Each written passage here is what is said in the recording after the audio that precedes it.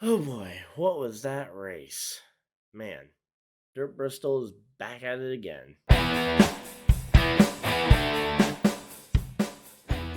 Hey guys, Ryan here, and we are back with another episode of Running with the Pack. I just got back to the hotel after the incredibly long and delayed Bristol Dirt race.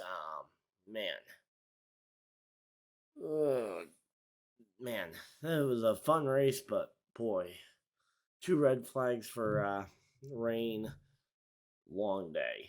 A couple of times we thought a couple different drivers had it. First, I think a lot of us had Kyle Busch winning it. Then it went back to Briscoe. Then it seemed like, according to NASCAR rules, Briscoe was going to win it. Then Reddick under rain, potentially. Then we had the long fight between going on between Briscoe and Reddick, where it was like, okay, which one is Briscoe going to be able to find a way around Reddick? Is Reddick going to be able to hold track position? And then what happened on the final lap happened, and yeah, so a lot to talk about. Long 250 laps. Race started at 7, and we didn't get done till about 11. So, like a 4-hour race. Yeah. The rain definitely did not help this event much. And honestly, rain has plagued the Bristol spring date for years at this point. I mean, the only time it hasn't been plagued by rain was 2020, maybe. Not sure. 2019 might have gone rain free, but yeah, it has been very much rain affected over the years. So it's just kind of something you have to deal with southeast weather in general at this time of year is almost entirely yeah, it's almost entirely rainy, but it's also still a little too cold to really race in much of the northern tracks. Like, I'm not sure what the weather is like in Kansas around this time of year. Michigan, obviously cold. New Hampshire, cold still, or at the very least, you run the risk of a really cold race. This race was moderate, and I mean the temperatures throughout the weekend were fine up until it started to get rainy and wet. So from that, the track experience, it was honestly not bad. Truck race became the first ever truck race to go without a single DNF. So all the trucks finishing for the first time in Truck Series history. That was an accomplishment, that's for sure. Um, but yeah, getting on to the Cup race though. Really early on, it looked like it was going to be a Larson domination show, and then you had other drivers, some dirt specialists, other not. Christopher Bell being a dirt specialist, looked like he could challenge Larson. The Dillon brothers up there with not as much dirt experience were able to get some stage points early on. Reddick, Briscoe were kind of hanging around. Stenhouse looked strong through the first stage. Kyle Busch just kind of hung around in the top 5 most of the day. Then you had the second stage, which really looked like it was going to be essentially the race to the rain because it had been raining throughout most of this race. Off and on again, not really enough to warrant a yellow flag for rain specifically. So we hadn't actually had a yellow flag for rain. We did have an issue early on in the race. Just they went green with it being a little too moist, and the cars got chalked up. But it was the only time we really had a major issue with the dirt in those grills. But yeah, so the end of stage 2 came down to a fight between Briscoe, Bell, and Suarez for the spot. Briscoe ultimately winning over Bell and Suarez. Michael McDowell picking up some stage points. Again, Larson, Kyle Busch kind of hanging around. McDowell earning some important stage points, and honestly, just the fact that he was able to run top 10 at the dirt race was impressive, to say the least. Obviously, coming from a McDowell fan, that's pretty biased. A lot of these thoughts, I haven't seen any of the broadcasts. except for some of the pre-race stuff, because some of the pre-race stuff they actually were doing at the track, like in a real environment, not studio stuff in Charlotte. So that was pretty cool. But yeah, so right as the second stage ended, and they were bringing them down for the stage yellow, about I'd say 10 to 15 cars stayed out, led by Kyle Busch, trying the alternate strategy of seeing that the rain was on the way and knowing that they had to do something to try and gain track position. They stayed out to inherit the lead for the restart at the stage. But as the drivers parked there on pit road to do their service, the rains came, and it was looking like for a while that was going to be checkered flag. And this is where the rules around the dirt race were, at least to most of the fans in the stands, it seems like we weren't really clear on the rule. Even some of the Cup guys, the Cup drivers themselves, seemed pretty confused about it. And the Cup crew chiefs ultimately had it explained somewhat well through a long multi-page explanation. So the positions, because the positions don't change under the pit stops for the stage, the official lead doesn't go to Kyle Busch until they take the green flag. So if the race had ended under that red flag that came after those pit stops, Kyle Busch was out front, but not officially leading yet. So, yeah, long-winded way of saying that Briscoe was going to get the win if the rain stopped it from restarting after stage 2. I mean, if that's the way it's written in the rule book, fine. I wish the explanation wasn't multiple pages, but most races are made simpler by the race going 250 laps. So, yeah. So let's talk about the second half of the race, because that was the first half. The two stage winners, Briscoe, Larson, both did pretty well in the early race, but yet this final stage really became a beast of its own. After that first rain delay, Kyle Busch spun the tires a little bit, allowing Reddick, Logano, and a couple others to get ahead of him. And it really was taking him a while to get the car to come in. Yeah, he even said it after the race. It took him like 20 laps to get the tires to actually come in for the end of the race. And then ultimately, so with that, Reddick was able to fend off Logano, and it was looking like Reddick was about to go on to lead and pull away and try and run away with the race until a caution that it looked like it was for Stenhouse, because Stenhouse was having some kind of issue where his car was not running well. But officially, the track said it was for rain.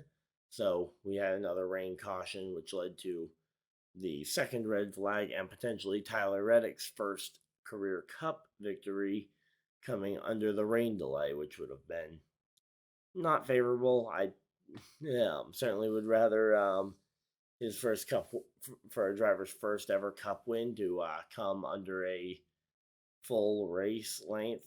Obviously, it isn't always possible. I mean, sometimes, hey, you take the win how you can get it, but it's obviously I'd rather them get them via the full race. But so looked like for a while Reddick was gonna win it under the rain.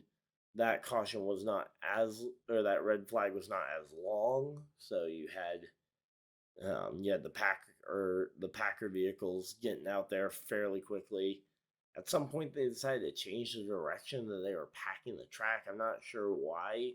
The entirety of last year when I was down here for the dirt race and the entire first two stages of this race, they were always packing the track backwards to how the NASCAR races it. Then maybe the broadcast explains better on why they changed the direction. We didn't get a great explanation at the track as to why they suddenly decided to start packing the track the same direction that the NASCAR that NASCAR races in. I mean, seems to make more sense that you pack the track that way, but the fact that all of last year and most of this year was run packing it backwards, so that was another thing that maybe the broadcast gives a better explanation. I'm gonna try and watch that some point this week, so more in-depth video on some of those things when I get the full explanations from the broadcasts, hopefully. Then you had, when the race eventually did go back, once again, Kyle Busch was, spun his tires. I believe he was up to second, actually, at that point. He had fought his way up to second when the yellow had come out. He spun his tires yet again and lost track position, and this is where the race really took shape for the final, 28 laps or so. You had, Reddick pulling away and Briscoe emerging as the driver that could challenge Briscoe for this win. And honestly, over the next 25 laps, Briscoe reeled him in a number of times, never really pulling him in within range of actually winning or being able to make much of a move, because every time he got close or tried to alter his line, he would lose a little bit of speed. So it seemed like both of their fast lanes were pretty much the same, which was right around the top. And really, it was just a matter of trying to stay close and wait to pull the big last desperate move right at the very end of the race. And lap 250 going into turn 3 and 4, Briscoe went in as deep as he possibly could have. Ended up collecting Reddick in all that. The two of them spun around, and it was really kind of reminded me of the Charlotte Roval finish from 2018. I wasn't there in person, so I don't know what the confusion was like in the stands, but yeah, the confusion of seeing the front two drivers spinning around and a driver from 3 seconds back coming on through to collect the victory, and the Bristol Dirt winner being driver Kyle Busch of the number 18 Toyota Camry. Yeah. So,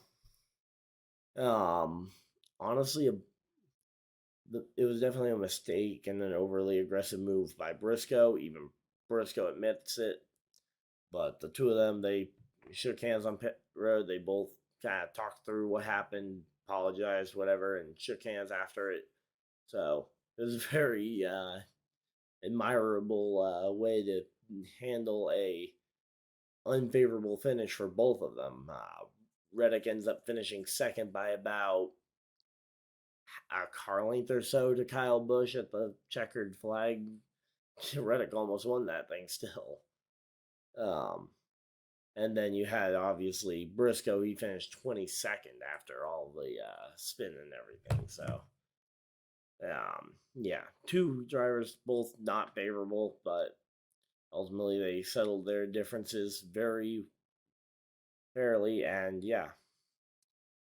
Kyle Busch going on to win this race, I think it'll put him a little bit more at ease when it comes to comments and impatience about kind of the team's performance, because feels like for the last few seasons, in particular, I know 2020 definitely weighed on him, but even in 2021, it felt like once he got that first win, kind of the pressure to notch a ton of victories really just wasn't there, and he was able to kind of back off on some of the comments. Like, in particular, a comment I look at this year that leans to that is the whole Bowman backing into wins, because Kyle Busch definitely did not do anything to directly to impact this one. This was entirely the front two guys getting into it, and Kyle was just coming out as a benefactor. He backed into this one. Yeah, so go ahead, Bowman fans, meme on it, but yeah, ultimately it kind of goes around, comes around sometimes, and now that Kyle Busch does have that win, I think he'll maybe at least be a little better in terms of complaining about other drivers backing into wins. But he's a competitor. He hates losing, and honestly, that's why he has the fans that he does. Is that they like a driver who doesn't like to lose, and yep, Kyle Busch is definitely that. He does not like to lose. So yeah, Kyle Busch went on to win this race. Reddick second. Uh, Third place was Logano. Fourth, Larson. Fifth, Blaney. Sixth was Bowman. Seventh, Christopher Bell. Eighth, Elliott. A lot of solid finishes for just drivers who are basically just looking for solid points days. Yeah, Michael McDowell with a pretty decent points day, but he is far enough back that it will probably be a must-win situation for him to make playoffs at this point. Similarly with Ty Dillon, who finished 10th. He was able to cap off a good Bristol Dirt performance, but wasn't the winning performance he was looking for his first career win. Brad Keselowski rallied to 11th. He had a pretty decent day and actually had a pretty decent shot at the win late, it looked like. Just never really had the car to outright compete against some of the front guys. Suarez at one point looked like he was going to be in contention for the win through stage 2. Yeah, Cole Custer, pole sitter, drifted back. Ultimately, he pit before the caution to clean the grills, so he was set back extremely early and fought most of the day just to get back on the lead lap. Got back to 13th. Justin Haley, who just kind of had a rough start to the race, finished 14th.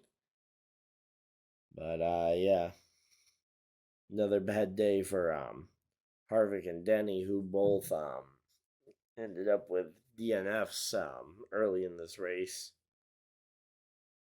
And ultimately, yeah, a lot of drivers ended up DNFing out of this one. Austin Dillon was another one who looked like he was going to have a promising day in that first stage, and ultimately he finishes in the garage. So, yep, that's pretty much everything, at least for initial thoughts from Dirt Bristol. So, feel free to let me know how you guys felt about the race in the comments below. Of course, I know a lot of you guys were probably watching at home, so let me know if the broadcast made it work. As an in-person event, I think it was great. I probably would try to avoid Easter Sunday personally because I'd rather it not be on Easter Sunday. But yeah, but if they want to make it an event in terms of marketing, sure.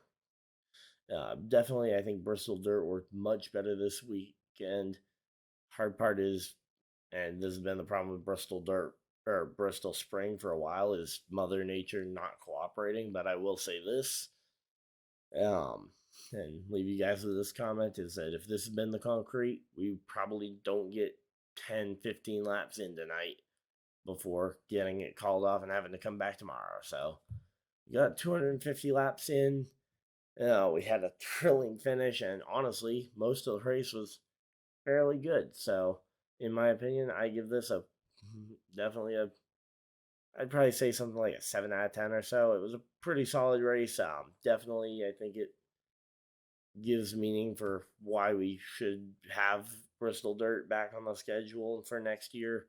They didn't announce anything at the track that I noticed that said Bristol Dirt would be back next year, but as long as the TV rating's good, I'm assuming it will probably stay. But yeah, the weather issues have been kind of the thing that's plagued Spring Bristol for years. So not much you can really do about the weather. It's always like that. So hopefully you guys enjoyed. If you guys did, leave a like on the video. Subscribe if you guys are new. I'm going to be dropping a lot more of my content from the Bristol Dirt weekend. Again, I was there both Saturday and Sunday. Yeah, so I've got a lot of footage from both trucks and Cup. So hopefully you guys are looking forward to that. And I will see you guys in the next video, the live stream, or whatever you guys decide to do with the rest of your day. Have a great day, everybody, and goodbye.